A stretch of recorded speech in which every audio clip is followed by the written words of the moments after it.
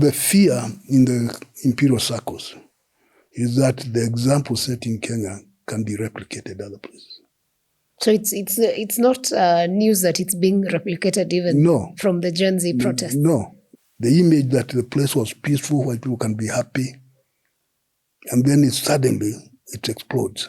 You should ask Mugabe about it. He said they learned from the Mauma. So it can happen, yeah. Okay, we can also do it. South Africa, you should ask Mandela about it. So he came to Nairobi to say, you showed us the way, yeah? Yeah. And so we had a lot of these people saying that Kenya will not be run by gangsters or thugs, meaning the Mau Mau. Kenya was that influential even back in the day? Yeah, it was. I mean, it was an example. And that's why the people in power try to control the information, so that other people don't get to know it, and then they think that they can do it. So a lot of people were deported from wherever they were, or repatriated, to come and be locked up in Kenya. Oh, okay. So that they don't spread bad information. Yeah, the bad things. And there was one fellow called Henry Muli. He was among the early ambassadors, Kenya. So he said he was in Tanganyika, and then he was brought back. Back there, and then in Uganda, whoever, even Zambia, Northern Rhodesia, they said there is a rumor here. They still get that fellow. Wow. And even in the US, they tried to deport some young man who was a student there, just because he had connections with Mbiu Koinange and Kenyatta. So it was and there was an MOU between Britain and US that the Mau Mau War will not be discussed at the United Nations. Okay. That's how bad it was.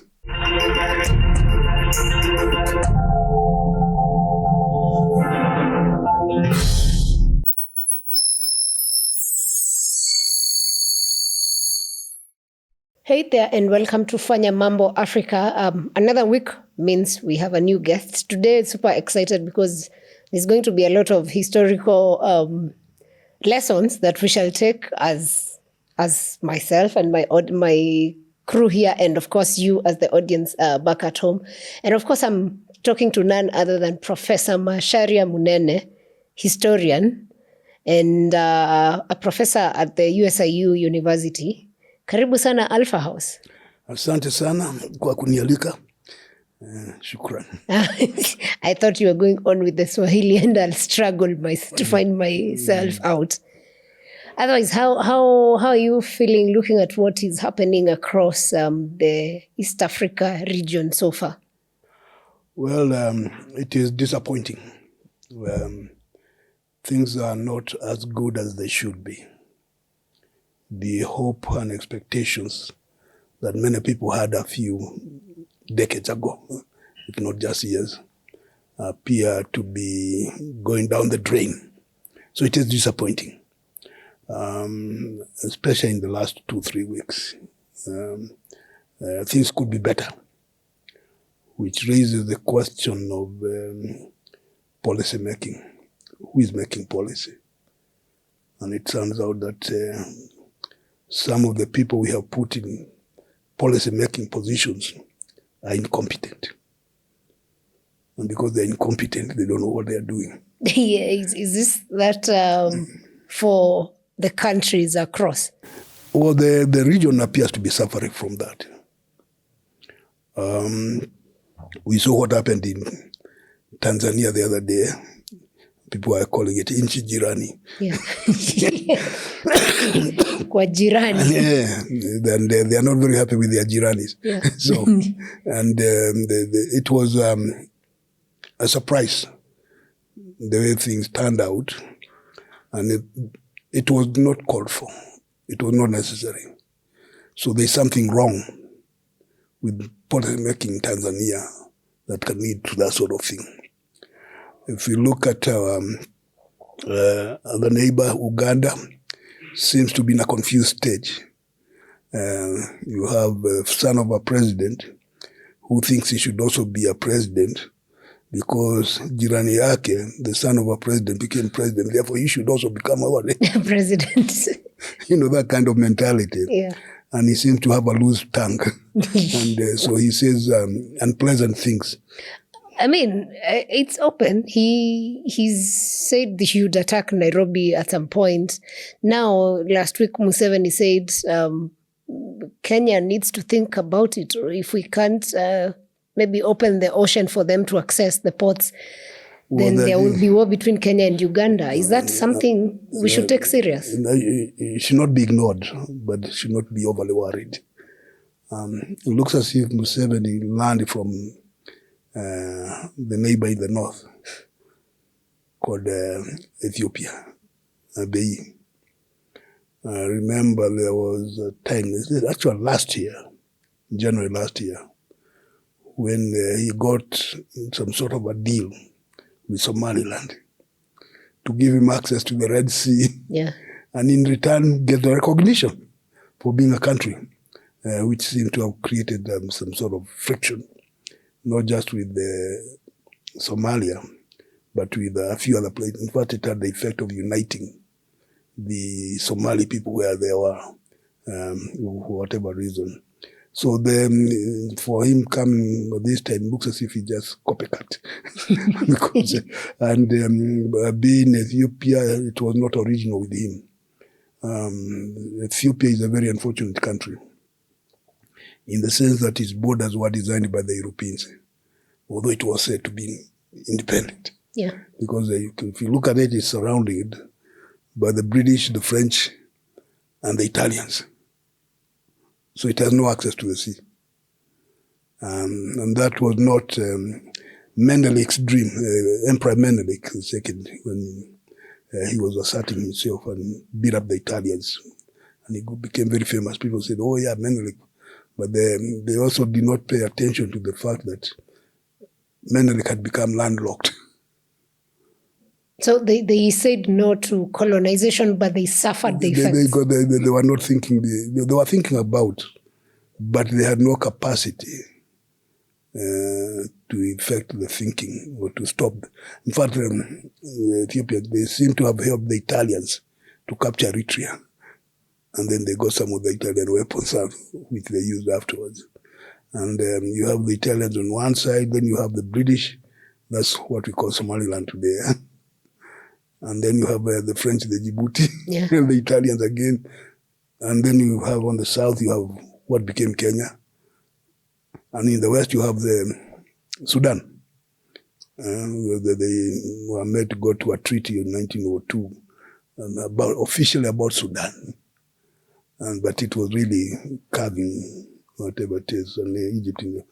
So the aspirations of having a route to the sea kind of went down a little bit, but kept on coming up. And last year, Abiy, now the Prime Minister, was trying to revive it. And in fact, he talked almost like Museveni. This is an existential issue, we might try. But even Uganda is not the first time we have had that kind of rubbish.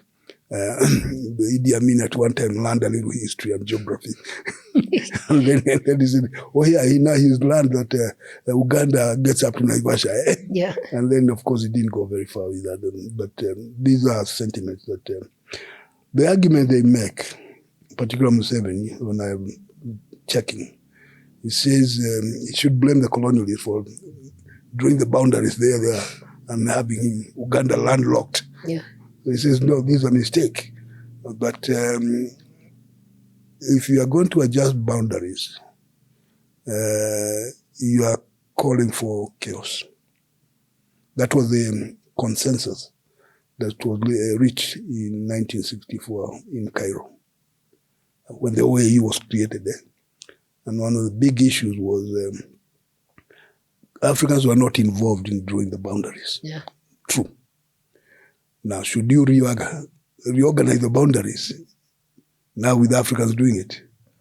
And it became very clear that if you try to do that, you are going to have perpetual war. In fact, it was Nyerere of Tanganyika at the time who looked at it and said, no, wait a minute, we don't want wars. So why don't we accept the borders even if we don't like them? For the sake of what? Stability, and be able to do something else. What would happen if, as Africa, we decided to break the barriers, the borders? in this case? Well, already your borders are being broken by technology and other things. Yeah. You really don't have control of your borders anymore. Well, I mean, although we have a physically. few people in Busia and Moyale and Namanga and at the airport who sometimes seem to be confused. In terms of the old notions of sovereignty, few countries can exercise that sovereignty anymore because of the way things have happened. But your question is, suppose you revisit 1964 and assume that those who wanted expansionism and the change of borders, assume they were right and the rest of us were wrong. And you can see the countries that were supposed to asking for expansionism, Morocco, which has swallowed, trying to swallow Western Sahara. It used to want to, some parts of Algeria and Mauritania, so this used to be part of Greater Morocco. So, they say no. Somalia, which started talking about wherever there is a Somali, that's Somalia. The Greater Somalia idea propounded towards the end of World War II by some British official. And that's the time when Britain controlled the whole of the region, because the Italians were on the wrong side of the war. So the British helped to liberate Ethiopia. And in so doing, they were in control of Ethiopia until they allowed Haile Selassie to take over. They were also in control of course, they could also control Eritrea, since Italy was an enemy. They controlled, and Somalia, it was also an enemy. You look at Somalia, Eritrea, they were all in the Italian hands. And they controlled the British Somaliland, and the French were their allies. So the idea of unite this zone and create a greater Somalia for administrative purposes. And so they also created the Somali Youth League. But the idea became very difficult to implement. And so it remained in the minds. In the minds. If you look at what became Kenya, what was Kenya, because decisions were being made in Europe. Jubaland in southern Somalia used to be part of Kenya until 1924. And all it was is that Mussolini was making noise in Europe that he didn't get as much land as he should have got from the war. So the British did him a favor and gave him some.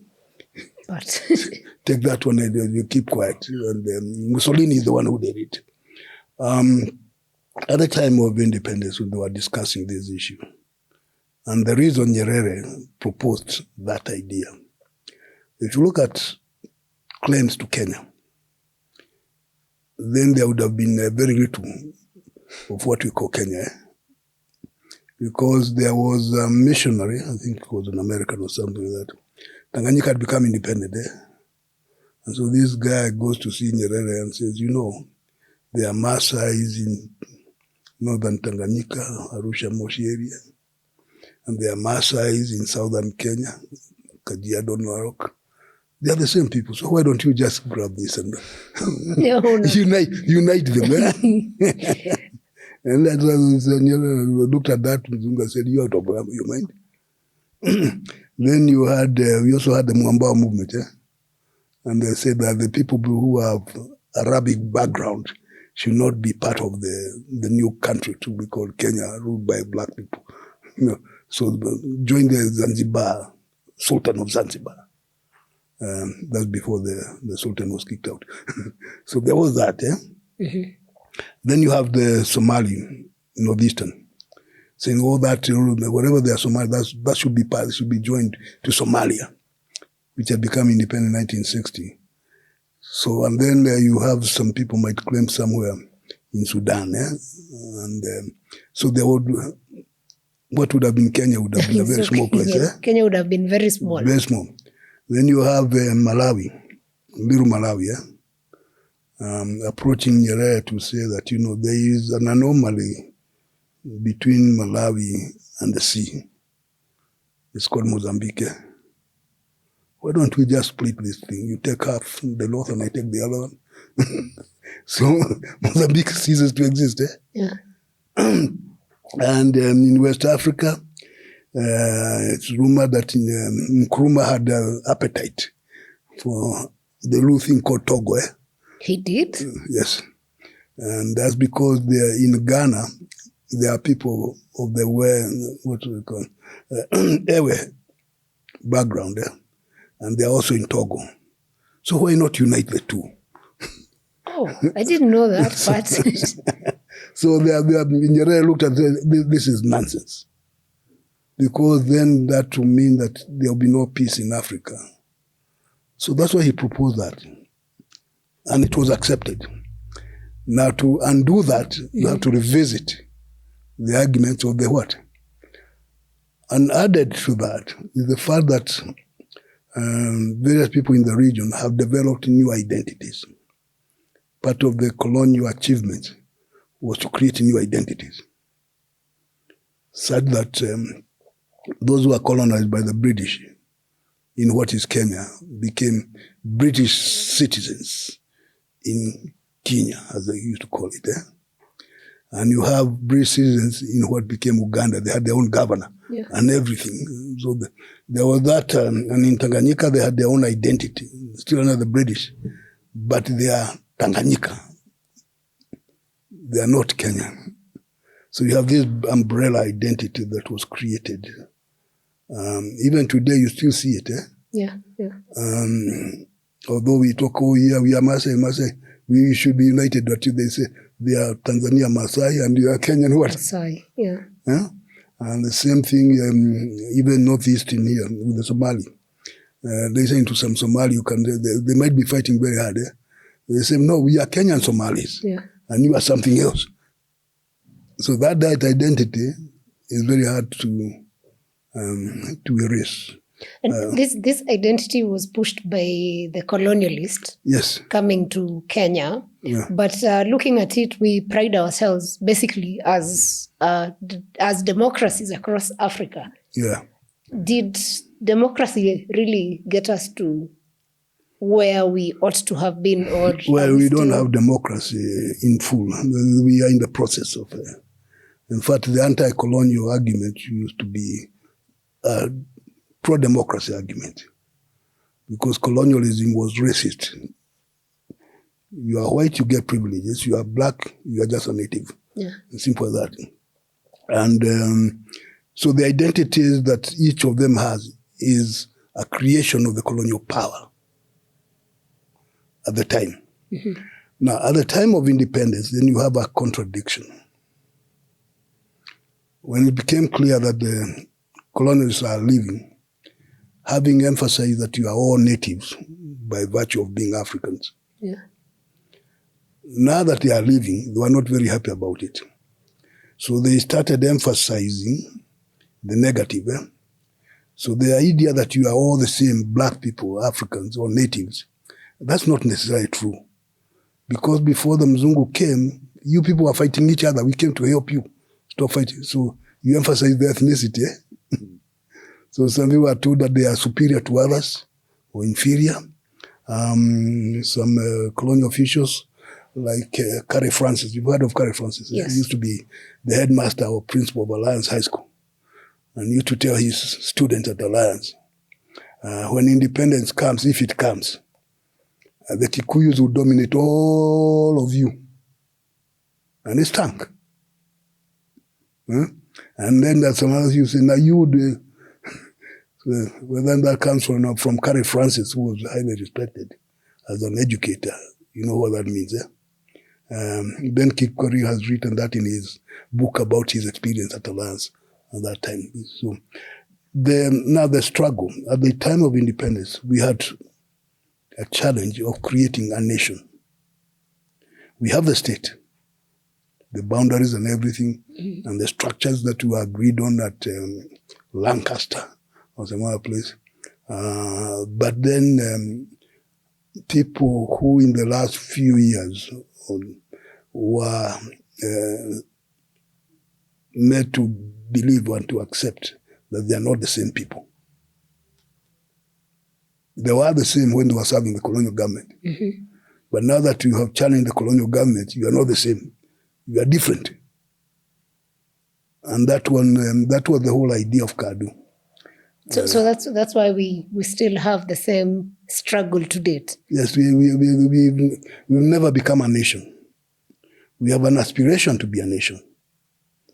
But that ethnic indoctrination that we were subjected to is still there. If you check the books for upper primary and secondary, lower secondary, that were read in the early 1960s, just go through them and see what they say about Kenya and the ethnic thing. The Mzungu line that was supposed to be to make it difficult for them to create that nation. So it is still with us. So what I'm saying is that you have this conflict of identities within one. Yeah. So we've been made to believe that we are all Kenyans, because we live in some territory called Kenya. And it's different from the Ethiopia and Tanganyika. That's okay. Now, how all these people who live here make them believe that they are one nation became very difficult. So it was on purpose by the colonialists, perhaps, that we remain divided, so that we would never conquer them, perhaps. Because they are living, but they are going to punish you for doing that. So if you are divided, you are going to be good client states. So in international relations, we have some states that are master states. Others are client states. So Kenya is among the client states. Clients. So you keep on getting instructions from some fellow somewhere in Washington or London or Paris. So is it true then to say that this democracy is a fallacy? If we indeed operate on master clients? No, it is. It's a good fallacy in the sense that it's something to aspire to. No, ideally democracy is very good, and people should aspire to it, but also be realistic enough to know that there are some shortcomings. Ideally, you should not have to spend a lot of money to be elected if you are good. Yeah. But what's the reality today? You have all these tycoons and thieves who have become millionaires. Today, nowadays, they are called billionaires. And they have this pile of money. I don't know where I was reading that they put they weigh the money in a scale. Yeah. There was a video that was shared online. So I said, now, they said, how many billions are these put there? Now, you see, that's an insult to intelligence. Yeah. At the very time that people are suffering. Now, the reality is that if you don't have a few million shillings to waste, don't waste your time trying to be a candidate, unless the opportunities are very good. Sometimes when somebody asks me about, so I ask them in a blunt way, do you have 20 million shillings to waste? Because you can lose, Yeah. And your lifestyle should not change. If you are going to go banana because you lost an election, then you'll be doing the wrong thing. Yeah. You can see now that's not the way it should be, but it is.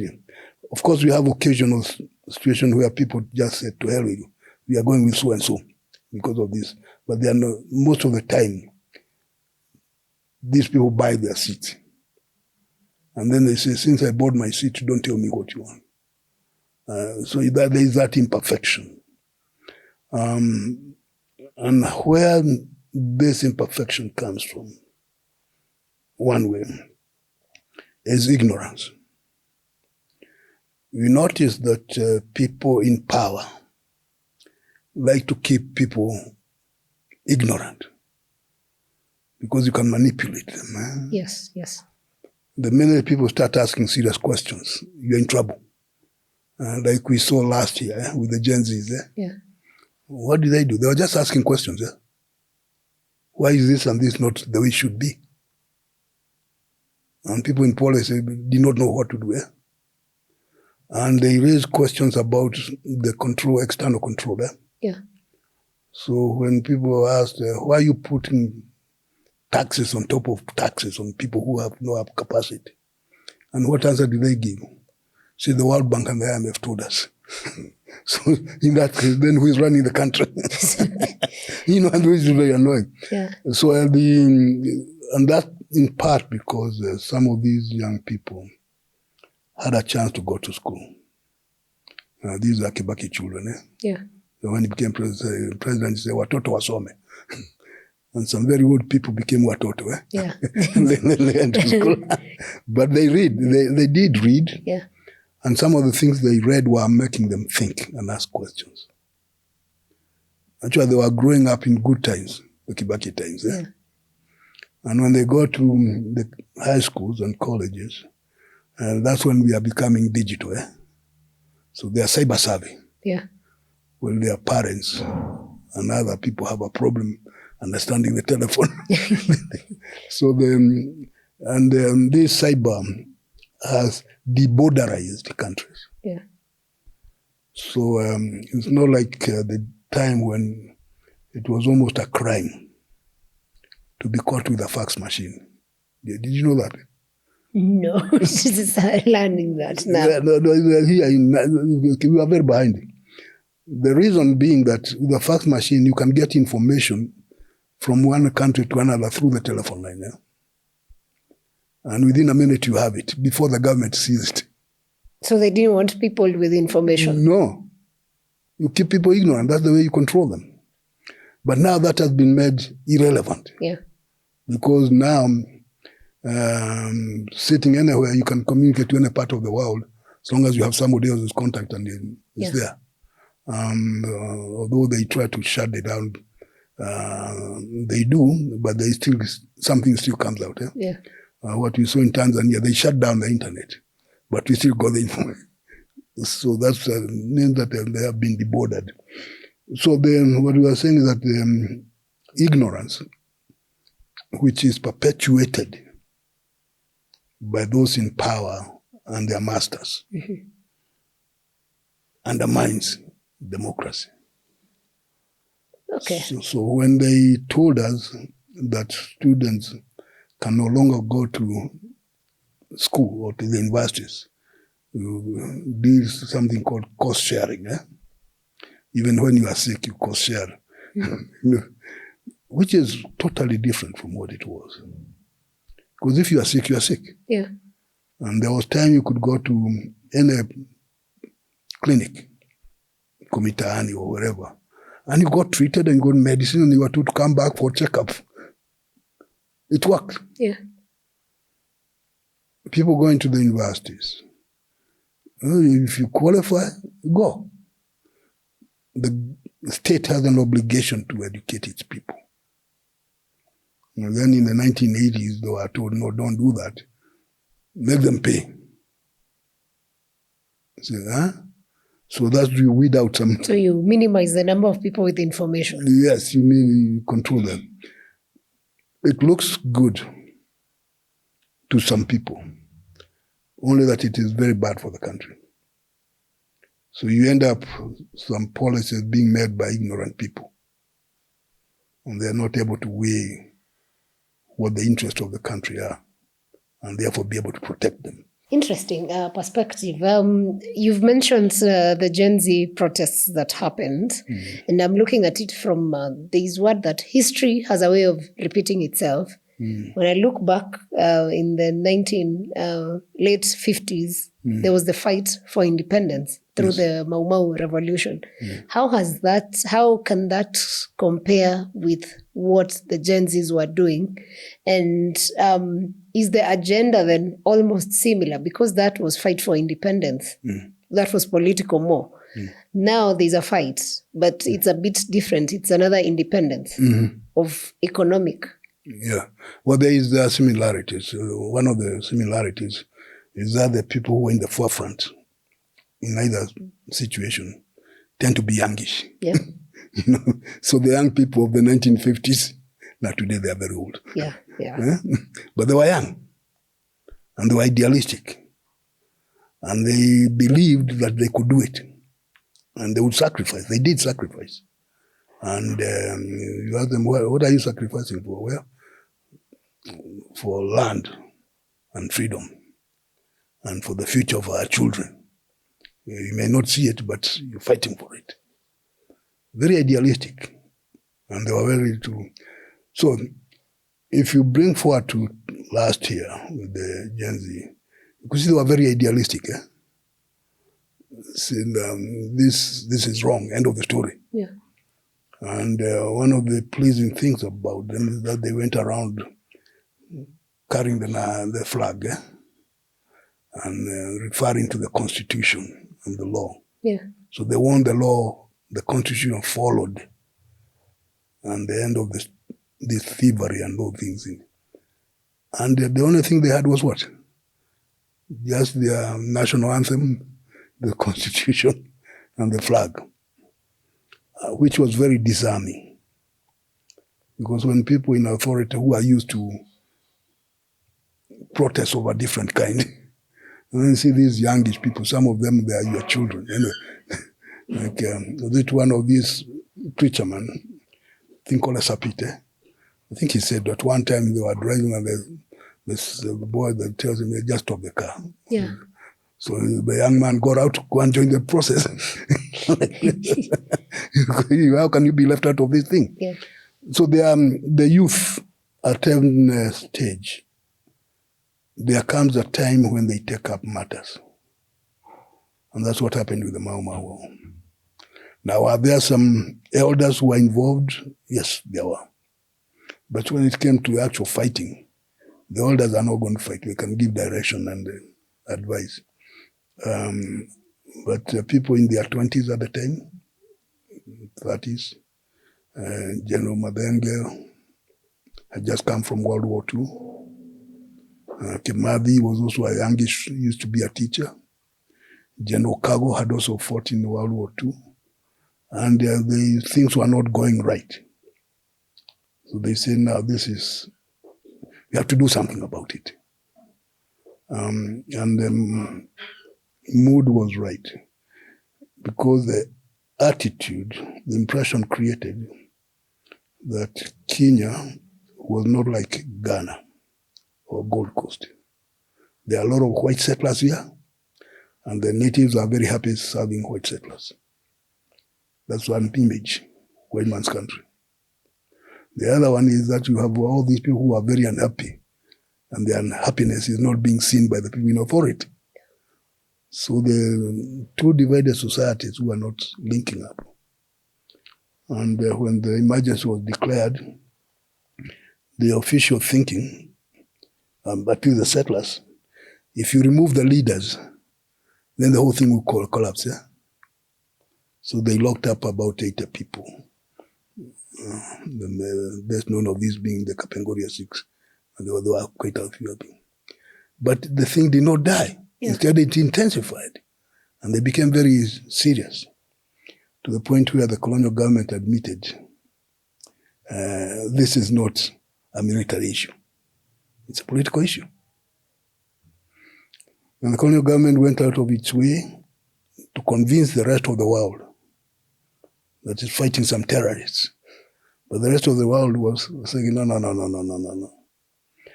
There was a meeting between Prime Minister Nehru of India and U.S. Secretary of State John Foster Dulles. And they got into it. And there was Nehru telling the American, you people are making a mistake. You have no business supporting the British on this. And if you're not careful, the whole of Africa will be Mau Mau. You can see the repercussions. Kenya was that influential even back in the day? Yeah, it was. I mean, it was an example. First of all, the fact that it happened, the image that the place was peaceful, where people can be happy, and then suddenly it explodes. So people in Rhodesia, southern Rhodesia, you should ask Mugabe about it. He said they learned from the Mau Mau. So it can happen, yeah. Okay, we can also do it. And Rhodesia and Kenya were very similar. white settlers. South Africa, you should ask Mandela about it. So he came to Nairobi to say, you showed us the way, eh? Yeah. Okay? So the fear in the imperial circles is that the example set in Kenya can be replicated other places.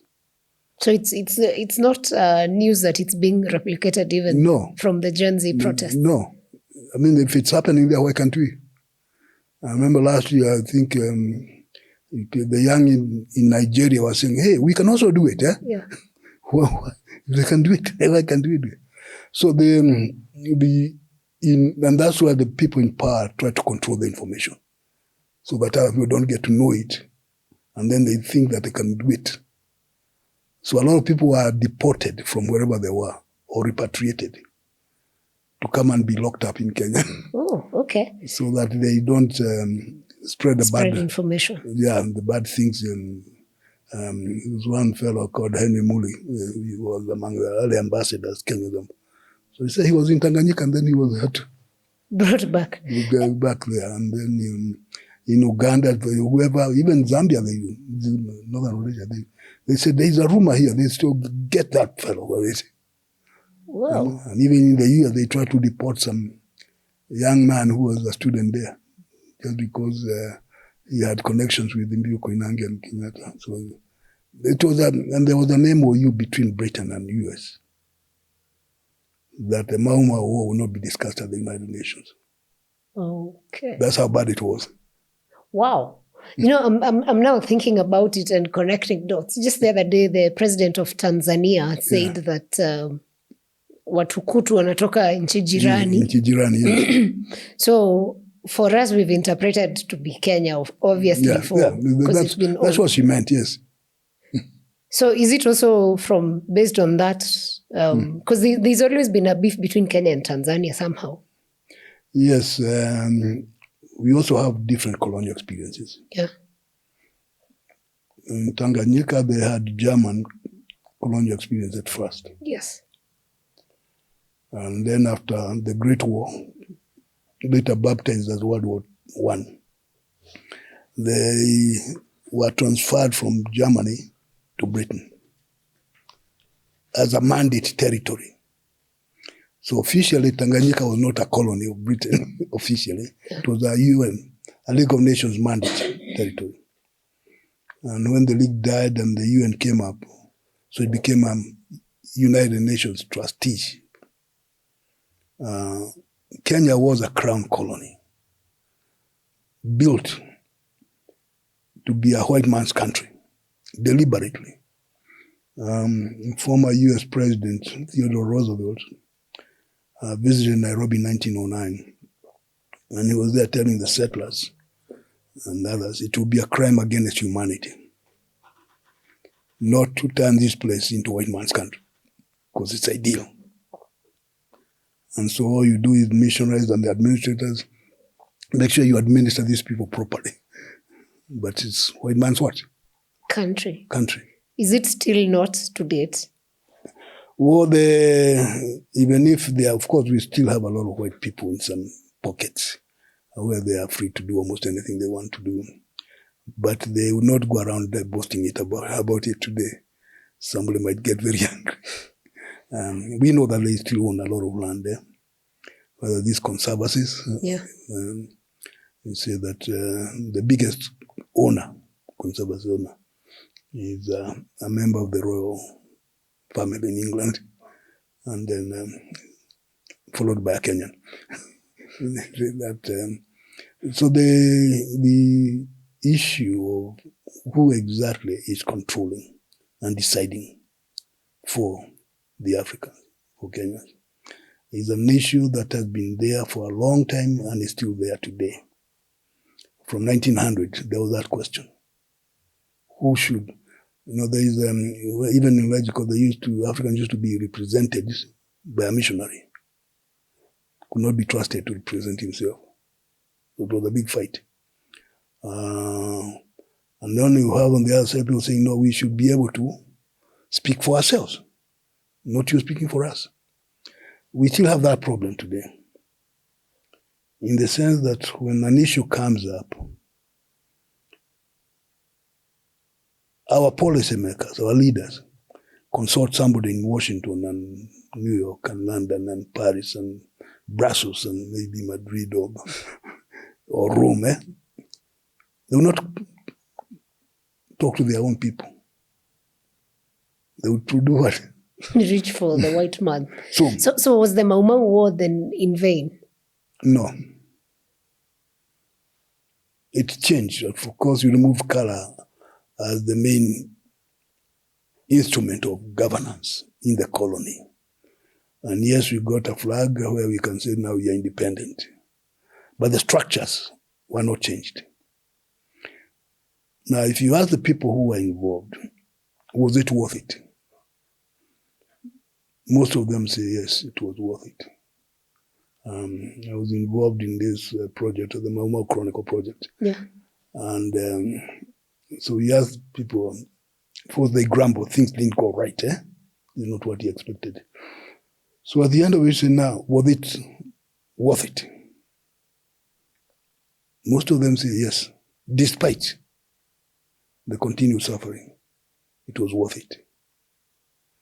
In the sense that they can see their grandchildren maybe slightly better than they were when they compare. And then they get to know that maybe the manipulation is... in Kenya, what happened is that the Home Guards took over at independence. Reason? The main reason when people were fighting, they wanted to remove the Mzungu and then have one of them occupy that. So what the Mzungu did, and give Mzungu credit for being clever, he said, oh, you just want to remove the Mzungu. So they, okay, I'm out, and here is your new ruler. So appointed. Yes, in some places. When you look at it in the late 1950s and early 60s, there was a big effort to train future leaders. Once it became clear that colonialism would end as it was structured. So the question is, who takes over? And so you identify who takes over. Not everybody. And this during the Cold War, which was raging. So we had a peculiar way here in Kenya where a rivalry arose among Africans as to who is more nationalistic than the other. A competition between Jaramogi Oginga Odinga and Tom Mboya. When Kenyatta dies, because he was expected to die, he was an old man who is sick in jail. And he might croak at any time. So that was so if that happens, then who becomes the leader of the Africans? That was the question. And that's why you had this strong rivalry. Mboya was the point man for the West. And Jaramogi made himself point man for the East. And they both worked very hard to get their followers to go and get that education. So when independence comes, at least they will have some people who can take positions. Because it used to be claimed Africans are not ready for independence because they don't have university degrees. They don't study. They have not studied. Michael Blundell used to make that argument, although he didn't have a degree himself. But so there was that effort to train to get people. And then the British did something even more clever. So once they saw what was the number of people going to the United States, North America, and there was a little rivalry between Britain and the US as to the future controller. So they also started sending their people to Britain. Mm-hmm. And that's when Carrie Francis was telling people, don't go to America or India. You should go to a British university. So he started organizing for good people to go to British universities, or if not to get degrees, at least to get experience. These are the people who became DOs. and the president. and some other things there. Okay, sorry for cutting you short on this. You've mentioned about Tom Mboya and Jaramogi and the fight for East versus West. But then the founding president of this country also went to the UK at some point for quite a while, let's say. A long time. Yes. But then again, there is word that he also went to Moscow to study. What happened? No, he did. He didn't? He did. He did? Yes. What was he doing in Moscow back then, and at what point did he this was the 1930s. You know, first time he went in 1929 to England to go and agitate. He was a messenger, go and agitate on this land, blah, blah, blah, blah. And when he returned, and, he was making noise about the arrest of Harry Duku. And he didn't stay too long. Then the same people who had sent him back. This time with somebody else, not to be alone. And he stayed there for about 15 years. 14, 15 years. And during that time, he came under the observation of somebody who is best known as George Padmore. We have a street named Padmore in Nairobi. Yeah, in Kilimani. Yes.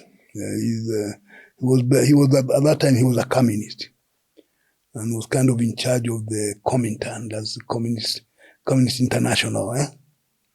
And being part of his job to identify third world potential. So that's how Kenyatta and Padmore ganged up, and Kenyatta was sent to Moscow at the University of the Toilers, which today I think is just a big building near the Kremlin. Because I visited that once. And many people became problems in the colonial world. Visited there. Now, he either was kicked out or he ran away. It's not clear. It's not clear which was which. But he used to complain about bad food and racism. And also used to complain about this indoctrination. When they were always being told about petty bourgeois. And he complained, what's this petty thing? Why can't you be a big one? In his mind, Kenyatta was always a big bourgeois, not a petty one. So he did stay in Moscow and could speak a bit of Russian. And then he ended up in Germany when Adolf Hitler was coming up. And he listened to Adolf Hitler and he ran away very quickly from Germany. He also passed by Denmark. So the whole cooperative movement came from them to see how they do things. And so when he got here, he said, no, I want that. Then back to England, which he enjoyed life. Kenyatta was a lifeist. And he found himself in the university interacting with policymakers. Future policymakers, colonial officials. And one of them was Louis Leakey. They were in the same class. Oh. Richard Leakey's father. Yeah. They were in the same class. And they sometimes would forget where they were. And they would be insulting each other in a language other people did not understand. Swahili, perhaps? No, Kikuyu. Oh, the father of Richard spoke Kikuyu. Yeah, his father was a missionary. So he was born and raised here. Okay. And became very good friends with the Koinange family, who then exposed him to a lot of things. And so anyway, some tacit rivalry. And it is at that time that he came up with his best-known book, Facing Mount Kenya, 1938. And it turns out that that's the time that Mussolini had attacked Ethiopia. And the League of Nations and the big powers failed to support Ethiopia. So all the black people, wherever they were, identified with Ethiopia. Yeah. So when Haile Selassie went to England, among the people who received him was Jomo Kenyatta. And they became very good buddies.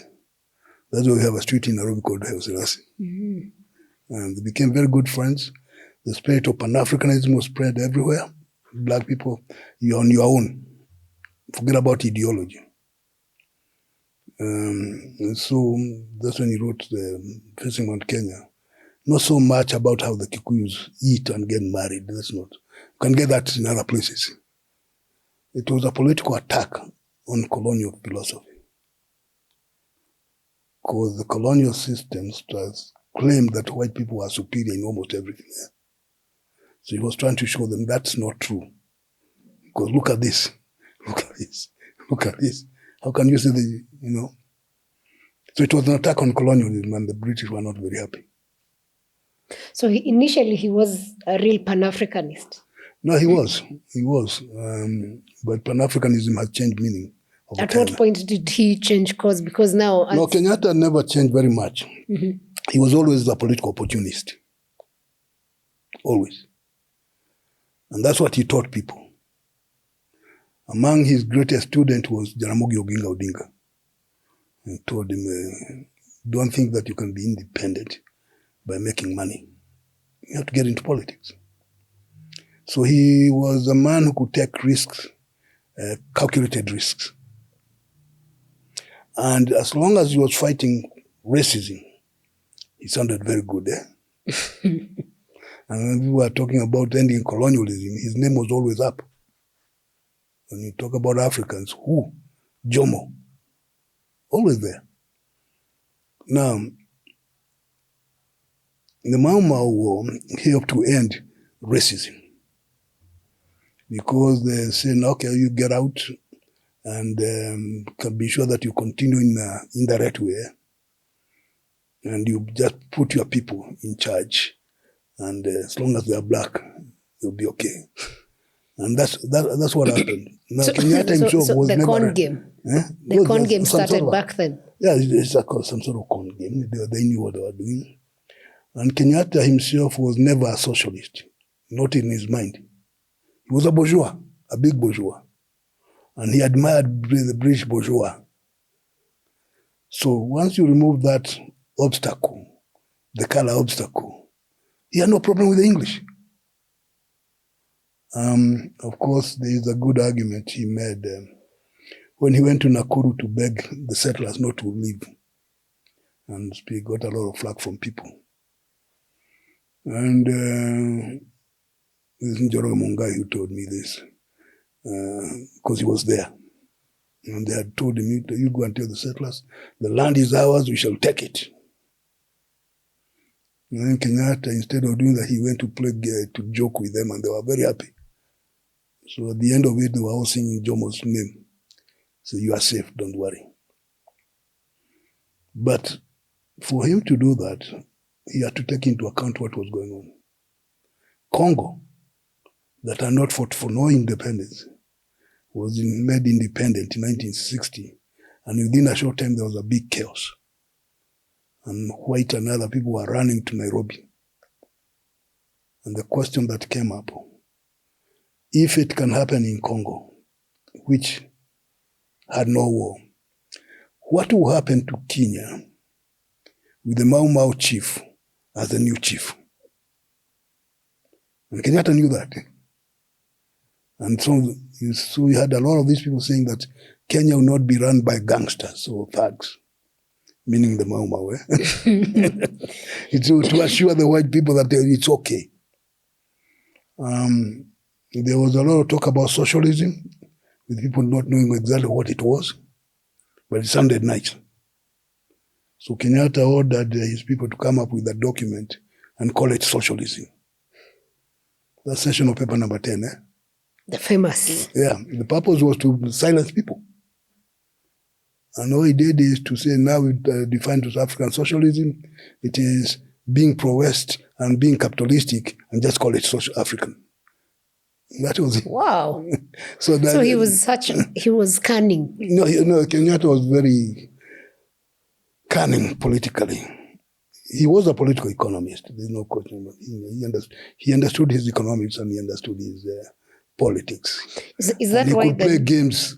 Whoever happens to be the audience, he'll be addressing that audience. Is that why now we get to understand that they never, at the end, they couldn't agree with Kimathi? Kimathi was a very unfortunate man. See, Kimathi was captured and hanged. So there was no time for agreement. Kenyatta was in jail.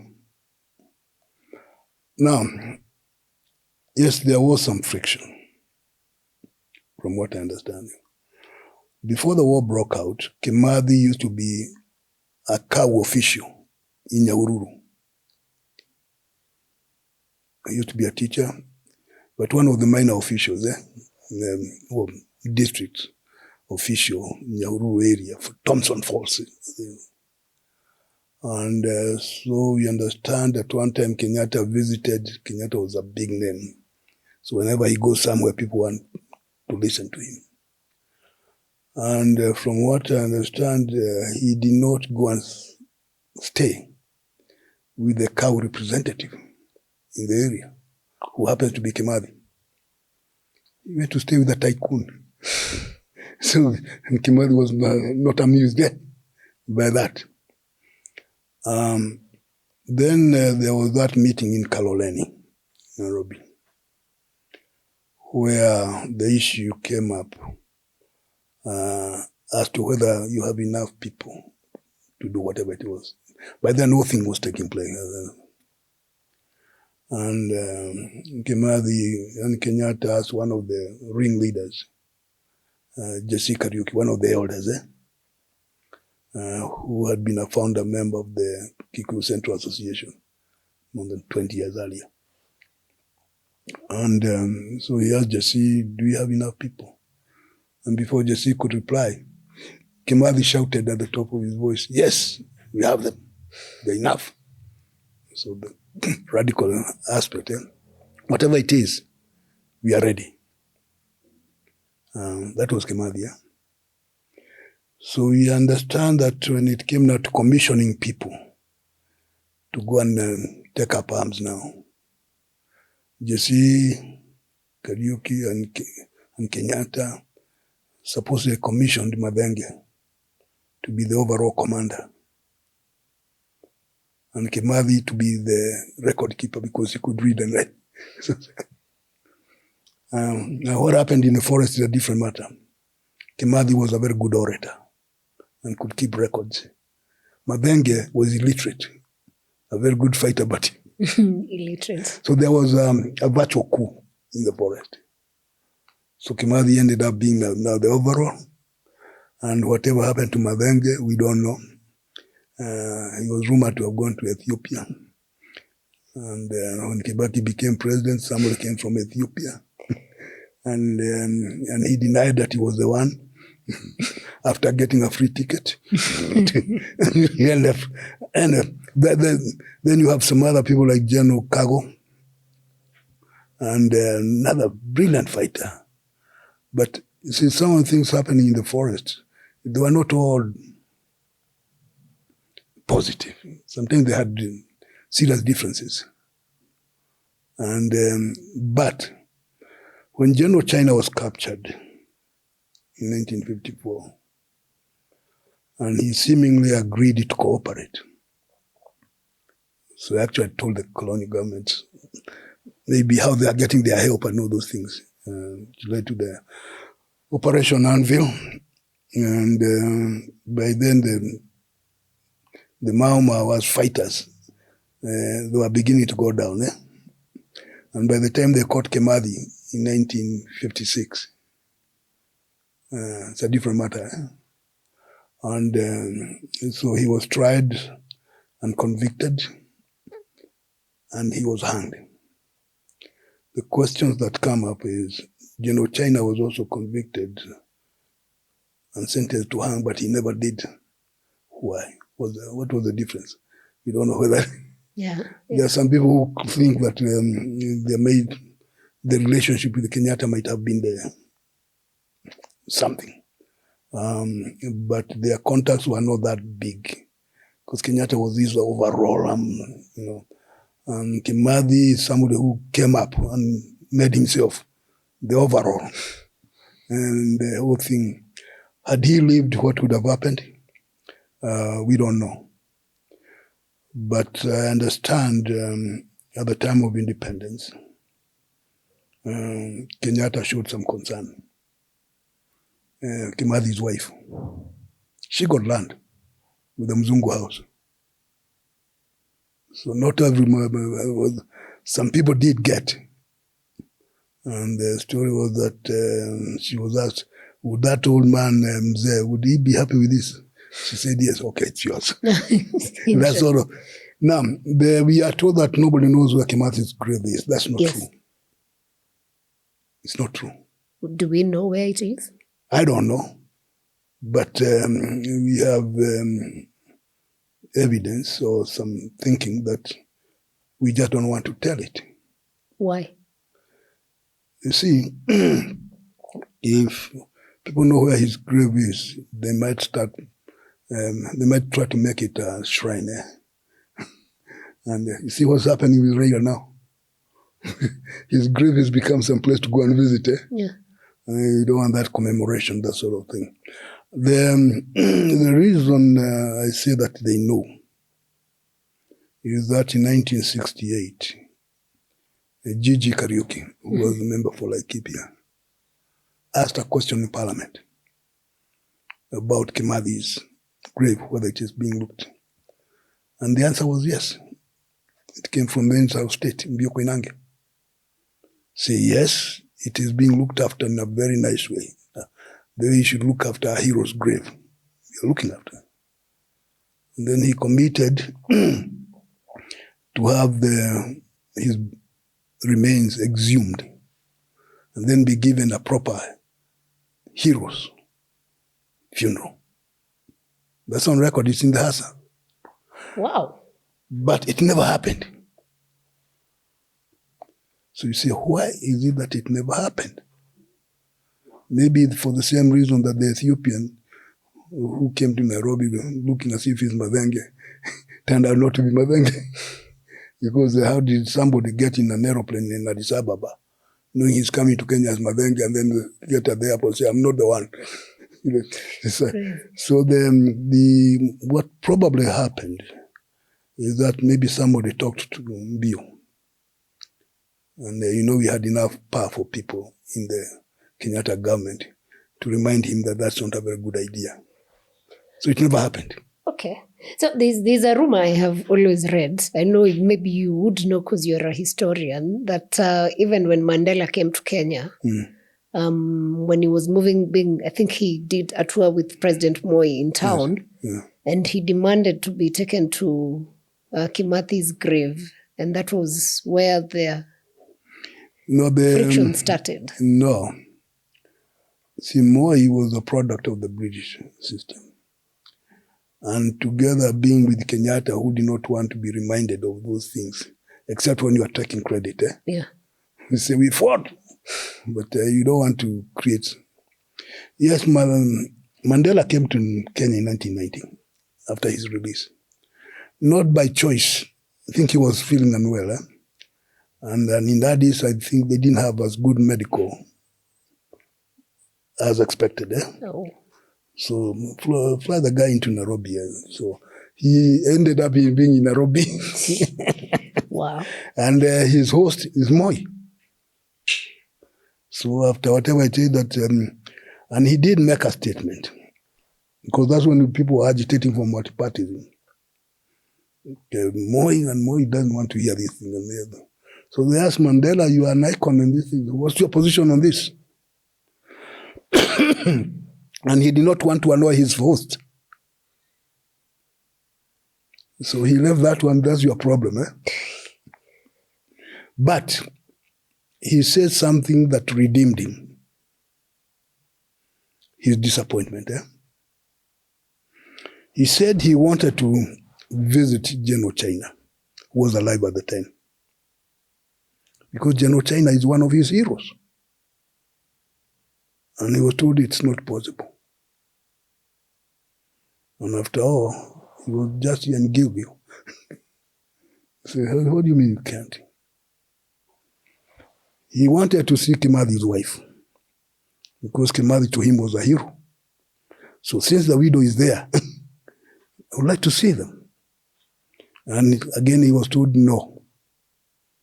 So by revealing this, he redeemed himself. He didn't have to get into multi-party discussions. But that it hit very hard.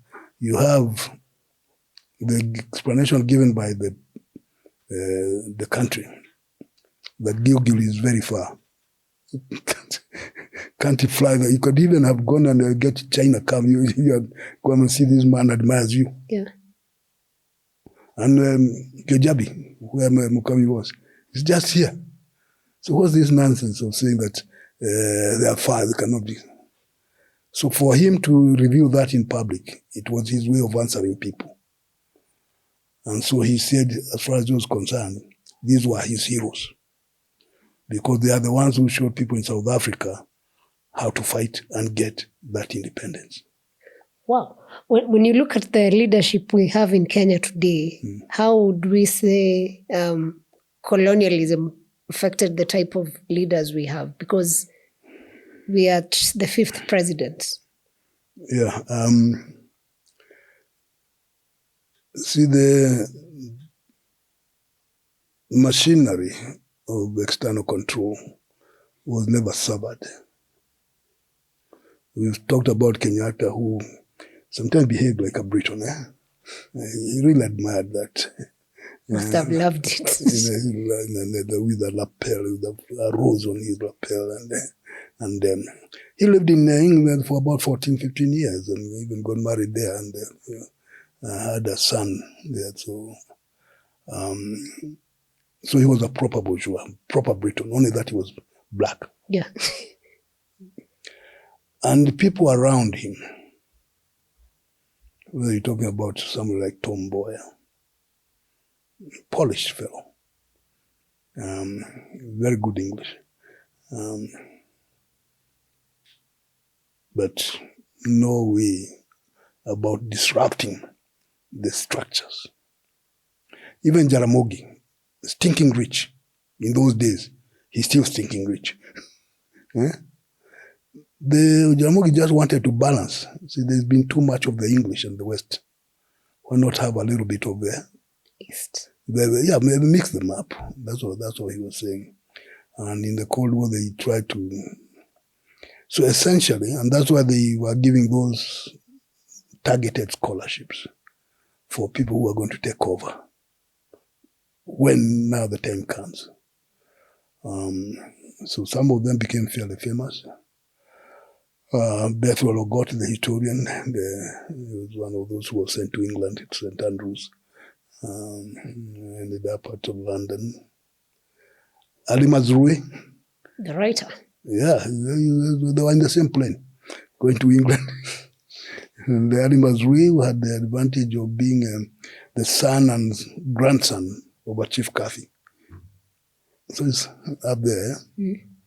Kitili Mwenda, son of a chief, also got to. So end of the day, there was, and then you have the airlift phenomenon, which is a different matter altogether. And the idea was independence is coming. So who is going to take over?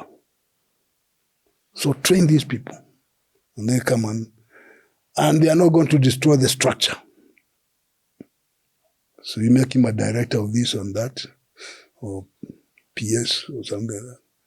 And they may give him a trip to London or some other places. They'll be happy.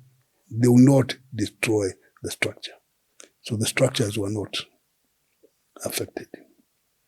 And that's part of the reason it became very easy later on to use the same structure to undermine the objective of providing health and good education. You asked about the five presidents we have had. Moi was a continuation of the British, Kenyatta, Nyayo, and all those things. In colonial days, he used to say very good things about colonialism, because he went to the Logico in 1955, because somebody who was there before him used to be a drunk, so they got rid of him. And that's why Moi then played the game of saying he's a teetotaler. Although when he died, you were told that he used to enjoy remembering Jesus. And but, he played it very well. Yeah. And they really liked him. There'll be no disturbing the structure. There was a problem with Kibaki. Kibaki knew the British so very well. London School, eh? Yeah. And as a master planner, because he was one of those people who wrote the session of paper number 10, opening corridors here and there, no infrastructure. But what annoyed the British in particular was stressing Kenyan interest first. If you are going to require people to bid, then they should all bid for everything. Some people getting some privileges, like the military gear, the Land Rovers. It was said that Kenya was the biggest market for second-hand Land Rovers from Britain. Because, of course, the new ones stay with the British military.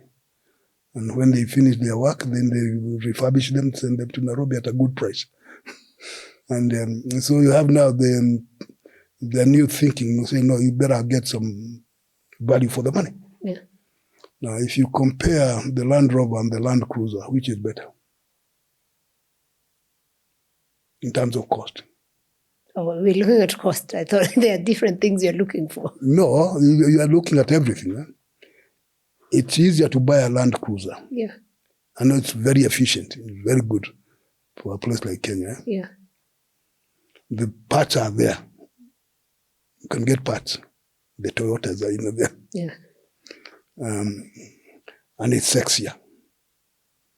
So we used to have this joke that there was a war between the Land Cruisers and the Land Rovers. And the Land Cruisers won. So the British were not amused, by that sort of thing. It used to be that most of the medicine, if not all medicine, that Kenya bought are coming from England at exorbitant prices. SmithKline. And Charity Ngilu, who was Minister for Health, complained about Edward Clay pressing her to buy only British medicine. I say, wait a minute, why should you, when you can get the same medicine or better from India and other places? You're liberalized. So he became a target. And of course, people remember him for building the Thika Highway, which the British were not amused because they complained in Parliament. Why are the Chinese building the railroad? We should be the ones doing it. Anyway. Now there is a notebook by now, but it was about Latin America. It's called The Shock Doctrine and the Rise of Disaster Capitalism. I should read it. I should look for it for sure. Written by a woman called Naomi Klein. She writes very well. She's kind of socialistic. Now, but in that book, she explained some Latin American countries. When you don't listen to what you are being told by the master states, they create conditions for you to have a crisis. And by the time you are agreeing to what they want, you've seen dust. And it looks as if 2007, that's what happened in Kenya. It looks, of course, people don't like to hear that. Yeah. And you can see it's also beginning to happen in what's going on in Venezuela right now. It's create a crisis. And then whoever is in the government has no choice but to do as told. So poor Kibaki ended up having a power sharing arrangement. In the election of 2007, which was contested. And as soon as the results were announced, the British government declared that there should be power sharing in Kenya. So people say, on what basis are you saying that? Well, it was. The Americans were said to be ambivalent, but they were reminded by the British, we have interest here. So, okay, now we agree. It's the interest game. It's an interest game. So it happened. So Kibaki's independence, remember there was a time he was talking about Kenya having budgets without foreign aid, which is very annoying because aid is like drug addiction. You're used to it, you don't get your fix, you're in trouble. So he was saying, no, we can get rid of this thing, we don't need it. And that's the time, those who can remember, because banks used to be very obnoxious. You go to these big banks and they insult you. And it's your money. They had no time for people. But when Kibaki came in, first of all, the government stopped getting money from the bank. Okay? Yeah. Now, then what do the banks do with the money they have? Beg people to So take loans. they go and beg people. They start opening kiosks in schools, in colleges. Say, do you want to open an account? And there was money.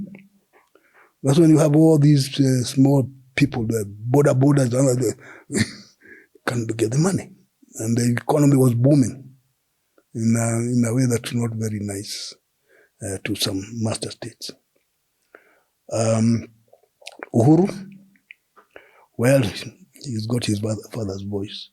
And very smart fellow. But he went to office with a baggage. Somebody wanted him to be accommodated at The Hague. And they had to fight that.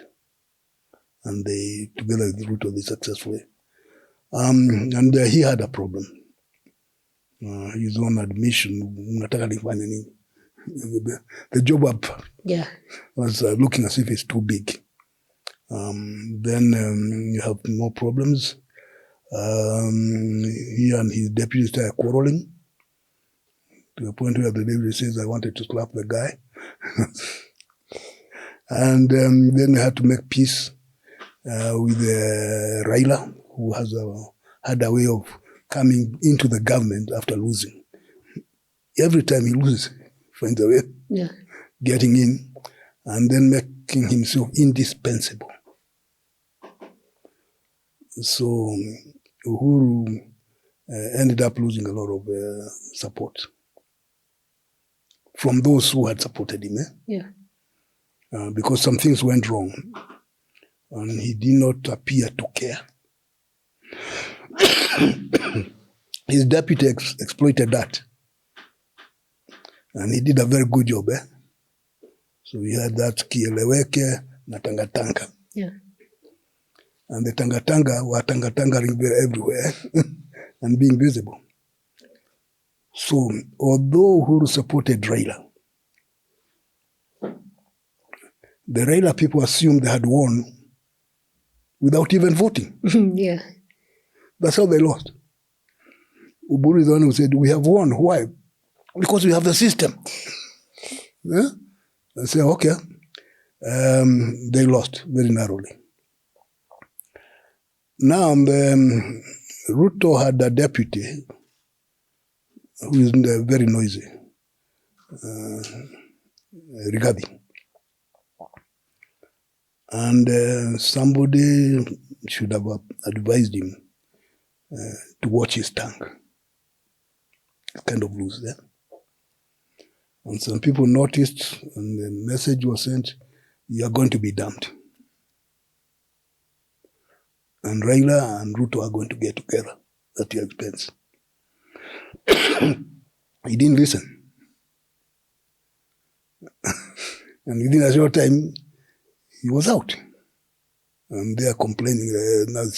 He makes a lot of noise complaining about.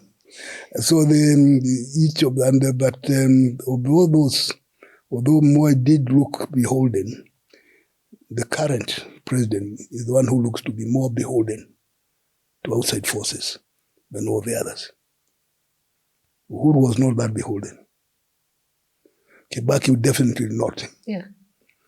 Moi, he played his cards. Could even become any, and Kenyatta was another matter. But the president has told the people that he has friends who give him jets. there seems to be confusion as to what is the national interest. The Adani thing made him look very bad. Because they are strategic assets. No foreigner should control. Yeah.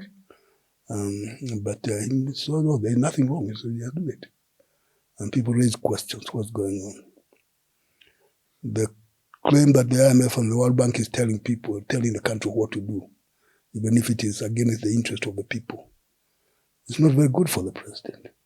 He tries very hard, he works very hard to be seen to be accepted as the leader of the Africans in the West.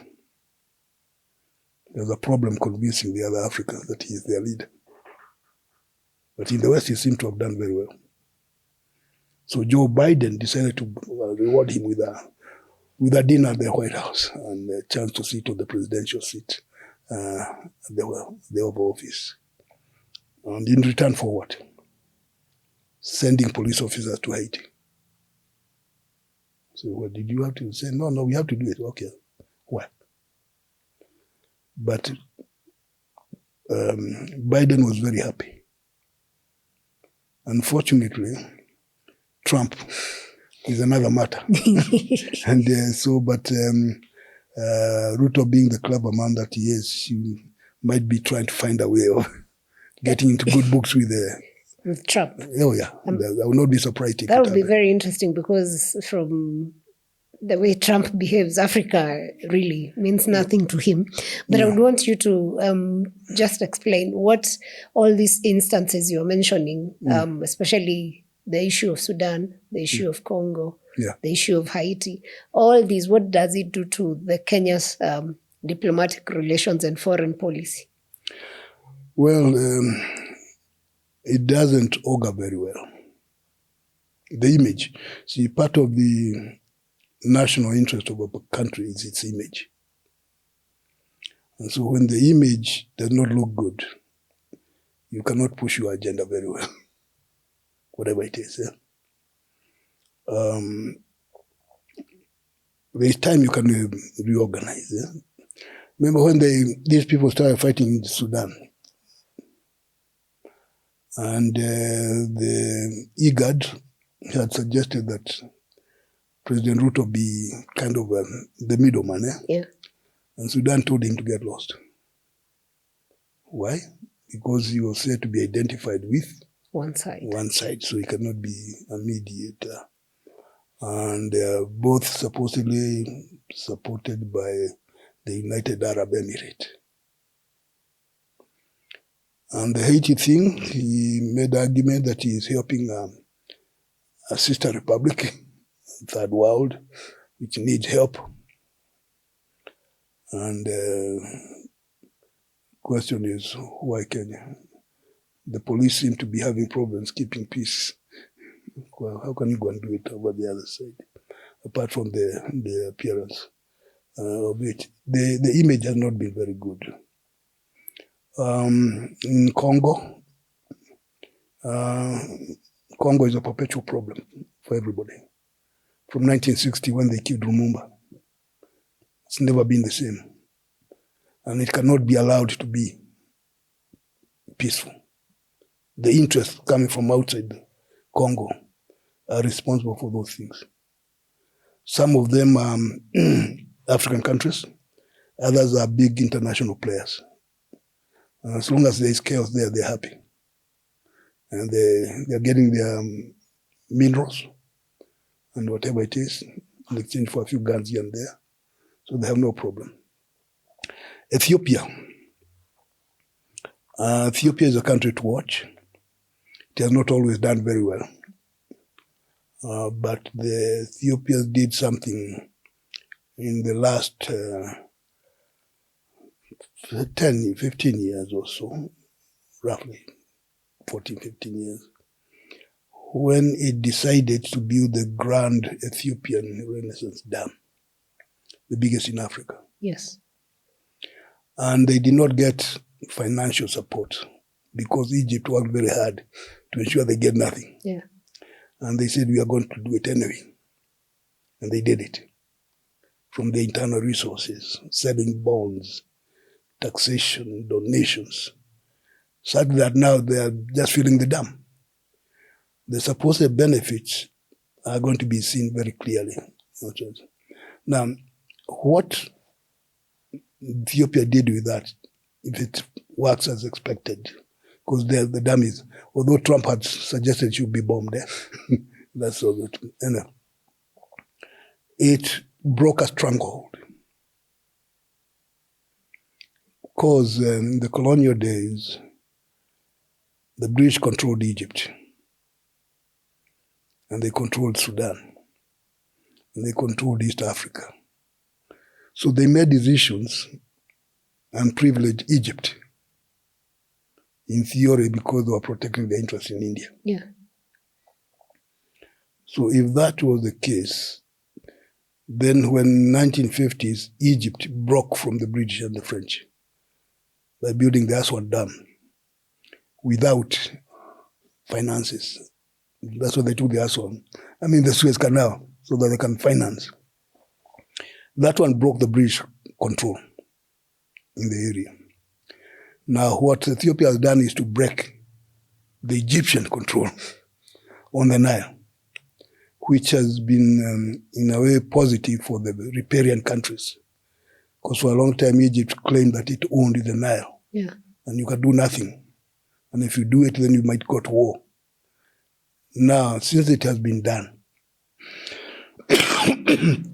and there's been no war, and Egypt is not... They are threats. they're just threats. And so they called off the bluff. And it seemed to have worked. Now they're negotiating about how the dam should be filled and how they should regulate this and this, but not the building anymore. It's an accepted thing. Which shows that in geopolitics, as long as you are sure of what you are doing and you are ready for the consequences, you go ahead and do it. Because that's what Nasser did in Egypt. That's what Meles Zenawi did, because he's the one who started there. There had been plans before this, but he's the one who said, we are going to do it. And then he died a year after that, which was a very funny thing, but they continued with that. So there are more and more examples coming up saying, yes, it can be done, as long as you are careful. And then you don't have thieves to be in charge, yeah?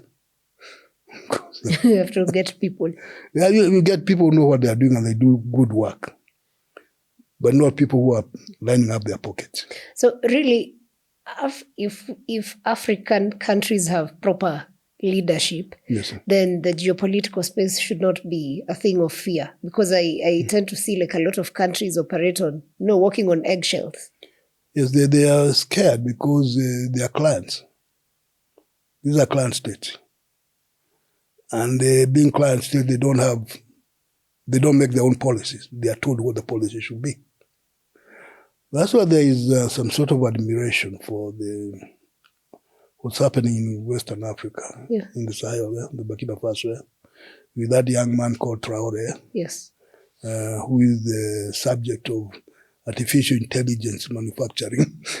I keep on making him say things you wonder, no, he didn't say that. Yeah. But there's an attraction to him. The attraction is that he did not simply kick out the leaders of the day who are bad, incompetent, Compaore or whatever it was. He addressed the external issue, the French control, and the other Western controllers. That was the problem, because Compaore was simply a puppet. So addressing that and seemingly getting away with it is good for the Africans, because then more and more countries can say, yeah, we can do it. Namibia, they have the first woman president, and here she's making very good noise, and said, this is what we are doing. And you don't want to... She fired a deputy prime minister? Yes, I think. Was it? There's someone she fired. Yeah, the deputy prime minister for being involved in funny things. Yes. And taking control. And so using the Namibian resources for Namibian interest and not waiting to be told by some external forces of how to do it. That's a very good thing. And she's kind of youngish, so maybe that's why. Well, you have these people who have been brought up thinking, because that's what it is. And they have discussed this issue with some other people, and like the way we are discussing, you see this and this. And then they say, when they get a chance, say, wait a minute, we can do something. The question is, doing something requires for somebody to be sure, to be ready for the consequences, because the other side is not very polite. I'm sure, yes. Yeah, so be ready for the consequences, and therefore would have thought about how to deal with it. Not to be saying that I didn't know it would happen. No, that's nonsense. That is not leadership. So you said this is what you are doing because of the following. And it's going to be this. And if the people trust you, they'll be with you. Well, I think at the moment, the leadership in Africa, not many leaders would take that stand, of course, because they are puppets. I mean, we've seen Cameroon with their 91-year-old who lives in France. France, but comes just to be elected. Yeah. Okay. Now, the United Nations is moving their offices to Nairobi, UN Gigiri. Yes. Is that a good thing for Kenya or a bad thing? And what are the pros and cons? It's mixed. One, they are being kicked out of New York by Trump. See, Trump doesn't like the United Nations very much. Yes. And he's been cutting things. And one of the things is to move some of these agencies from New York and go somewhere else. So most of the problems you deal with are in Africa or in Asia, so go there. Deal there. There. Now, it is good for Kenya in terms of prestige and recognition. And they're going to build a few houses here and there. And a few people are going to get jobs as drivers and cooks. Small things like that. The drawback would be that it might make life in Nairobi beyond most people. It's already bad. Because what the UN agencies tend to do is to raise up the inflation. Yeah. Because these people have money, so something that's supposed to be $10 is $100. Take it or leave it. And so the poor people who has a problem getting $2, so it becomes a bit. There is that drawback of the thing, but overall, I think it's a plus for Kenya. In fact, Kenya went out of its way in the 1970s. To ensure that the UN came to Kenya. Environment. Had an ambassador called Odero Joey. I think he's now gone to his Mecca. And others, they were in constant communication with the president at the time, Jomo, who said, I want it here. So tell those people, whatever. We have the wildlife, we have the... And we donated 140 acres for that. At that time? Well, we start from what I have read, Kenyatta donated 100 acres. Yeah. And then in 1988, there was a little addition because there was a rumor that it might be moved. Oh. That was the issue. See, it has its own benefits here. Because every country is represented in Nairobi because of the UN. So some of them are secondary to the country, but also to the UN, the environment. The 100 acres, that's small. That's small. If it's doing a good job, Yeah. And when the Cold War was coming to an end, the Soviet Union collapsing, and Germans being united, and you know where the Germans used to have their capital was Bonn, in Western Berlin. Yes. So now that they are united, Bonn, the capital, moves back to the official capital, Berlin, which used to be in Eastern Germany. So now that we have all this structure here so we can use it. UN, can we get that? You see all these things we have for you. So in Kenya, I think he did the right thing to fight back and say, no. We may have a little problem. And if Mo added 40 acres to sweeten the whole thing, what the heck? It's okay. It's okay. As long as it's properly used for whatever it was meant to be. So yes, it is generally, it's a good thing to have the UN here. UN agencies. It's good. What does it mean from on the geopolitical space for Kenya and other nations? I mean, if we look at it, for instance, if I don't know which country, I don't know if we have beef with any nation, but what would happen if some of the nations that are key supporters, like the US, do not agree with a stand that is taken by Kenya on the geopolitical space? Well, that's why you need to know who is running the show and whether they can defend the position. You can take a stand which may not be pleasing to everybody, but it is not offensive to everybody. Yeah. And you should be able, there are about three things that operate in the world of geopolitics. One, the three knowledges. One, do you know yourself? Two, do you know the other guy as well as you can? Maybe better than he does himself. And three, do you know at what points the interests converge and diverge? Because they are core interests which you cannot sacrifice. Do you know them in the first place? If you don't know them, you will sacrifice core things for nonsense things. So that's why we have some countries that are in trouble, because their policymakers are ignorant of what their national interests are. And therefore they easily surrender national interests or core values to secondary ones. The secondaries would include maybe making somebody's bank account fatter in some places. They give them some jets to fly here and there. Yeah. But so what we find in some of these countries is that the policymakers are ignorant on those three types of knowledge. And so manipulating them becomes easy. The ones that are aware and do something about it can argue their case. And one thing I know about countries, people, they don't like to be made to look foolish. Yeah. So we may not have big guns, but we've got the brains, Just use the brains, to deal with them. And if you convince them through logic, they'll be hesitating. So I think it was Efiwaki of Eritrea.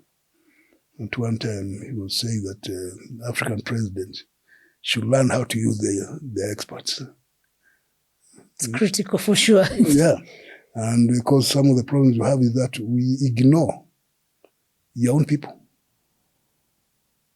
in order to cater to some other. That's the main beef with that. Of course, the policymakers should be very astute and be careful not to provoke unnecessary confrontation. That's why it's good to know how the Chinese think, how the Americans think, how the Indians think, how the British think, and how Museveni thinks, so that you can deal with each of them. For Museveni, I have a question. Museveni cut ties with the UN. I think they even closed the offices after the anti-LGBTQ law was passed.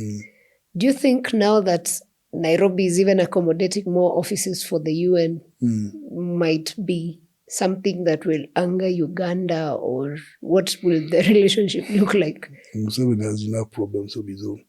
He doesn't need Kenya. I think he's desperate. And it's not the first time that Kenya and Uganda will be having an issue. Back in 1969, when Obote at the time put in something called Common Man's Charter, which was a copycat from Nyerere's Arusha Declaration, declaring Uganda to be a socialist country. He kicked out a lot of Kenyans because they were capitalistic. So we had a little bit of that. And when Idi Amin took over, and he learned a little geography and history, and then some people were cynical enough to say, are you sure that he meant that way? Or was he solving a different problem? Because it has a different effect. So I would not worry about Uganda too much. It's just that they make noise. Oh. and if you, of course you don't ignore, but you don't become very worried.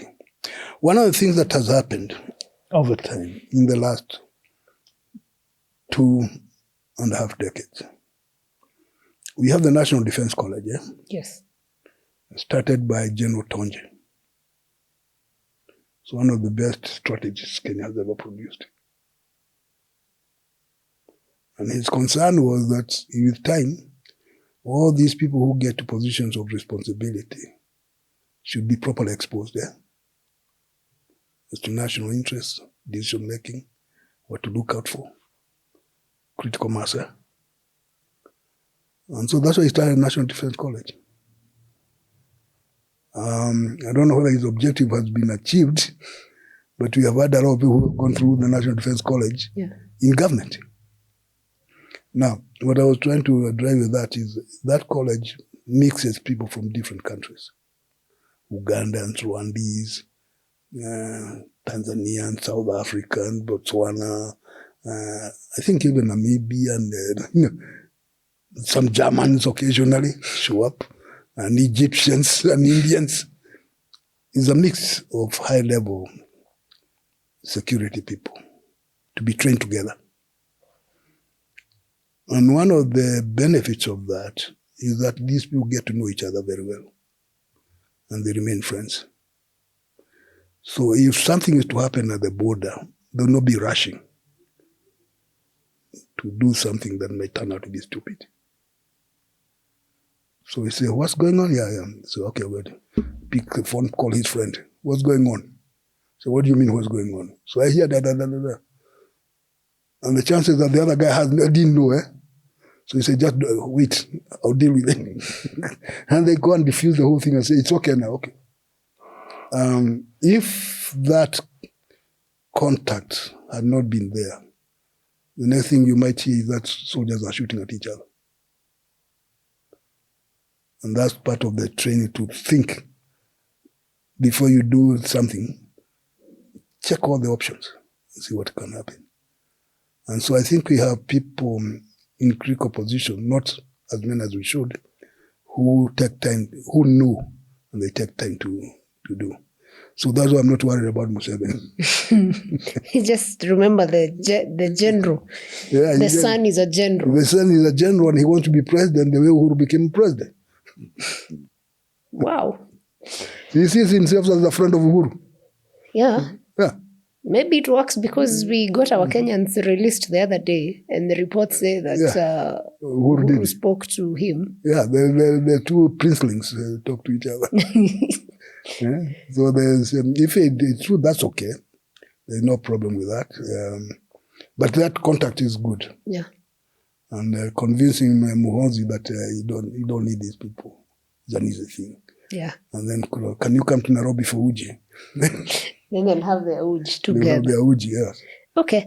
As we come to the end of this conversation for today, because I know there will be more sessions, what do you think, looking at how Trump is treating South Africa? I mean, there was the issue of tariffs. Yeah. There is the issue of calling them out for genocide, which is untrue. The other day saying the US won't even come for G20 because of that. What do you think Africa is going to be like in terms of relationships? This is almost 1 year in. No, I feel that's what the policymakers need to rethink. They need to open up their minds. and trust their own people a little better than they do. Trump is part of a movement. He's not alone. And South Africa is of interest to him because of his supporters and funders. Elon Musk is a South African, isn't he? Yes. Then there is another fellow called Peter Thiel, a billionaire who's been funding the New Right movement. And the people who identified Vance as the likely deputy president or vice president. Yeah. There is something going on that we need to study fairly well. And so if you have Thiel spend some time in South Africa as a student, as a young person, I think his primary school or something was in South Africa. He was born in Germany, but spent in South Africa. And now he's a tycoon in California. Elon Musk is a South African. And he's a tycoon. And so they don't like ANC. So they're the ones who told Trump, we white people are suffering. And so he said that the white people in South Africa say, but that's the political dynamics, knowing who it is and why they are doing it. South Africa, I just told you about the book, The Shock Doctrine. Yeah. You can see that maybe they're going to apply that in South Africa. Cut off the financial connections, whatever it is. Like in Russia, when they suspended the SWIFT thing, you cannot use your credit card in Russia. Yes. You need to have hard currency, some dollars. But credit card, but they are doing it very well. So South Africa, the leaders there, they need to re-strategize. They annoyed the US when they took Israel to court. And so these are some of the consequences of that. Israel is not supposed to be mistaken. And to say that Israel has made a mistake, it's you who has made a mistake for saying that. So the ripple effect is that some of it might be felt in the neighborhood. So those island countries like Lesotho, is it Eswatini, and Swaziland is Eswatini, whichever, the islands. Yeah. They might find themselves suffering because they're so dependent on South Africa.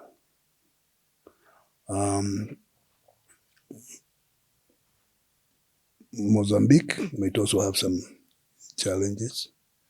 Botswana, and now Namibia, the lady who is trying to, I'm sure she's done her homework, she's ready for the likely consequences. But these things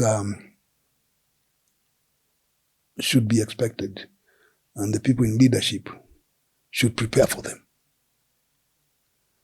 It makes no sense to say that we didn't know it would happen. I don't think they prepared for Trump. Well, the Trump is very clear. The reason he became president of the United States was because of Barack Obama.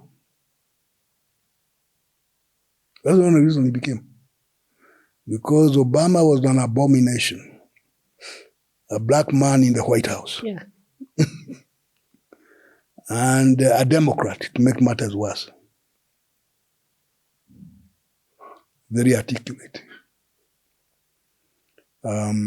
So he learned to appeal to basic racism in the United States.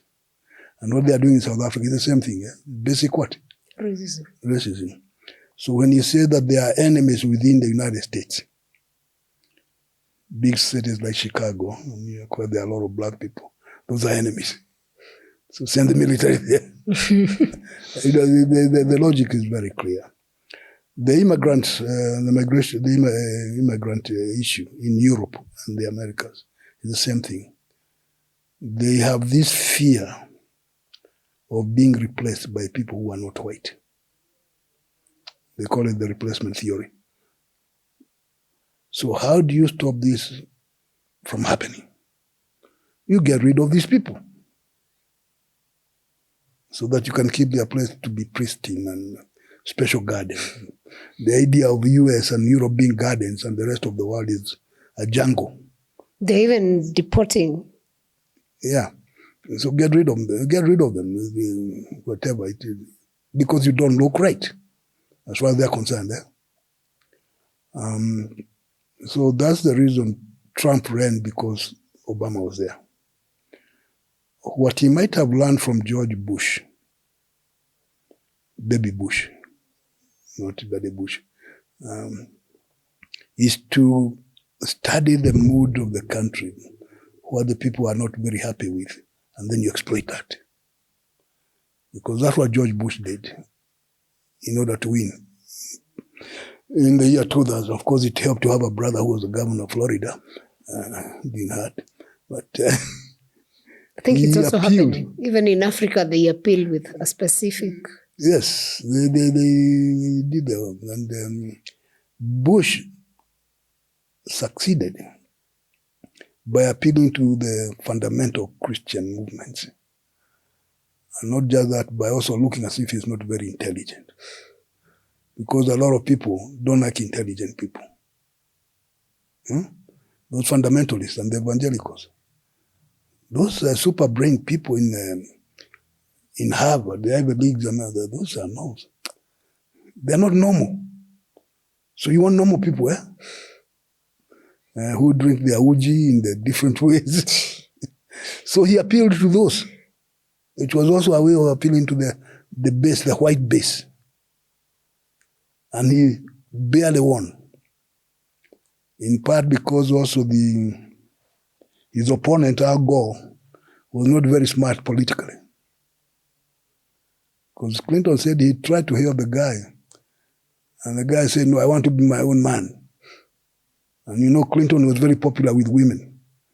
So he could have helped some votes. so he lost there. Now, Trump, I think he was seeing things. So also there's a base there you can tap.